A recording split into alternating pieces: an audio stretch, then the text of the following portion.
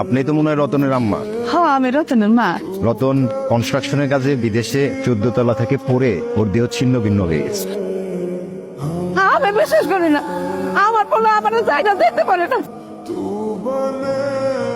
রতনের dead body পচে এমন গন্ধ হয়েছে, আসলে আমাদের আর থাকা সম্ভব হচ্ছে না।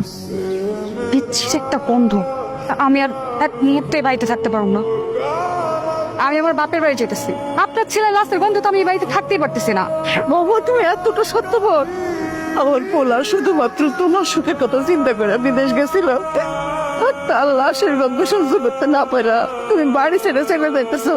হ্যালো আব্বা, আমার ওই টাকার মেশিনটা পয়সা নষ্ট হয়ে গেছে, এখন দুর্গন্ধ ছড়াইতেছে। তোমার জামাই বিদেশে কয়দিন আগে মারা গেছে। গ্রামবাসী বলাবলি করতেছিল লাশের গন্ধে নাকি তোমাকে বাড়ির আশেপাশে যাইতে পারতেছেন।